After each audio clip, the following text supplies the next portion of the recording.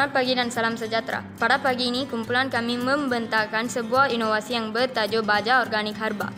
Terlebih dahulu, saya memperkenalkan guru penasihat yaitu Dr. Muruga Krishnan dan ahli kumpulan terdiri daripada 5 orang. Yang pertama, saya sendiri, Lila Merta, anak perempuan Venugopal. Yang kedua, Thomas Edwin, anak lelaki Nyana Prakasam. Yang ketiga, Sridharan, anak lelaki Vigneswaran. Yang keempat, Kavinesh, anak lelaki Keshavan. Akhirnya, Taranitaran, anak lelaki Kartigesan. Baiklah, tanpa membuang masa, saya membentangkan pengenalan inovasi. Baja organik herba merupakan baja yang dihasilkan daripada sisa makanan dan bahan herba seperti serbuk kopi, tongkol jagung, sabut kelapa, kulit telur, daun semambu, serai wangi, bunga cangkir, dan bunga lawang.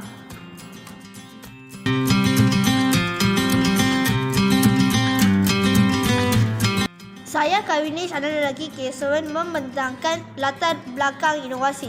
Baja organik herba merupakan baja yang dihasilkan daripada sisa makanan dan herba. Baja organik herba ini sesuai digunakan untuk tanaman seperti sayur-sayuran dan pokok bunga untuk meningkatkan kesuburan tanah dan mengawal makhluk perusak.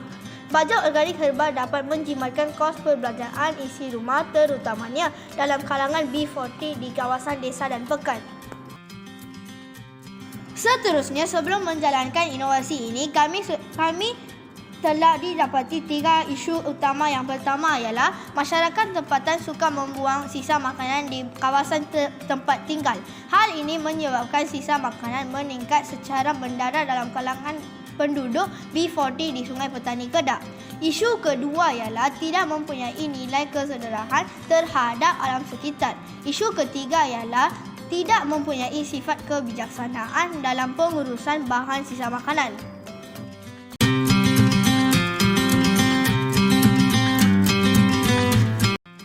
Saya Sridharan Rao, anak lelaki Vigneswaran, membentangkan kebaikan penggunaan bahan.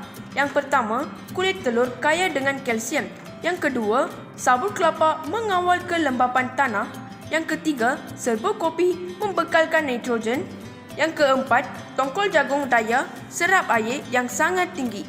Yang kelima, daun semambu membekalkan kalium, natrium dan fosforus.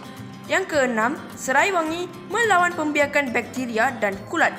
Yang ketujuh, bunga cangkir mengawal serangga, mencegah kehadiran lalat dan mencegah nyamuk. Yang ke-8, bunga lawang bertindak melawan jangkitan kulat dan bakteria. Saya Taranitaran Kartigesan membentangkan proses inovasi.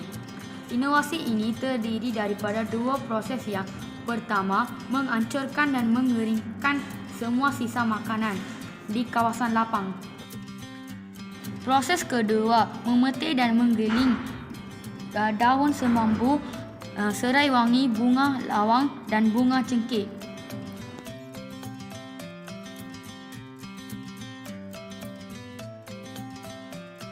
Kos perbelanjaan inovasi keseluruhan sebanyak RM20.60. Bagi proses pertama sebanyak RM10, manakala proses inovasi kedua sebanyak RM10.60. Saya Thomas Edwin, anak lelaki Nyana Prakasam, membentangkan dapatan inovasi yang pertama, pemerhatian.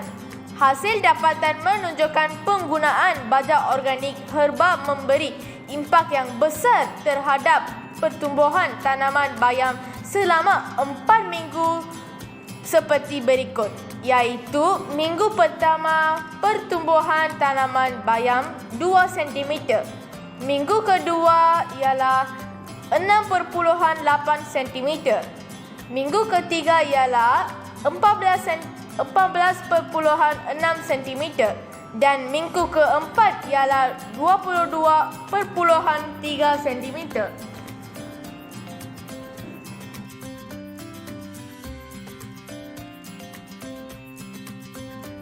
Seterusnya, hasil inovasi bagi temu bual seperti berikut. Responden pertama menyatakan bahawa baja organik herba ini mudah didapati dengan harga yang murah dan jimat kos. Responden kedua menyatakan bahawa baja ini sesuai digunakan untuk tanaman dapur seperti bayam, sawi, kangkung dan tanpa bau busuk. Responden ketiga menyatakan bahawa baja ini mesra alam dan tanaman sayur-sayuran cepat tumbuh dalam jangka masa pendek. Responden keempat menyatakan bahawa apabila saya menggunakan baja ini, baja tersebut dapat meningkatkan kesuburan tanah di halaman rumah.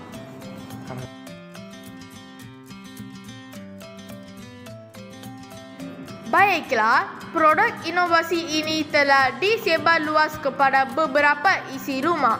Kami menjual sebungkus baja organik herba kepada seorang isi rumah di Kampung Kubang Hong, Kuala Ketil, Kedah dengan berharga RM5.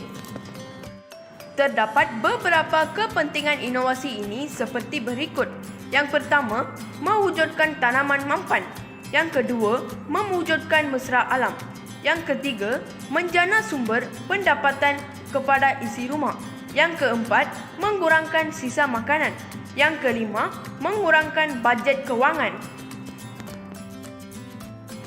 Kumpulan kami mencadangkan sebuah inovasi baharu pada masa yang datang, iaitu penggunaan drone untuk meletakkan baja organik terhadap tanaman sayur-sayuran supaya menjimatkan masa dan perlu menggunakan teknologi AI. Kesimpulannya, baja organik herba terbukti dapat meningkatkan bilangan anak pokok dan hasil sayur-sayuran meningkat serta menjana sumber pendapatan kepada isi rumah dan petani tempatan. Baja ini berpotensi untuk digunakan dalam penanaman sayur-sayuran secara organik maupun bukan organik. Untuk mendapatkan maklumat tentang baja organik herba, boleh didapati maklumat syarikat daripada Ketua Unit Dr. Muruga Krishnan, alamat syarikat Pusat Penyelidikan dan Pembangunan SMK SPK atas talian 019 4160 647. Sekian, terima kasih.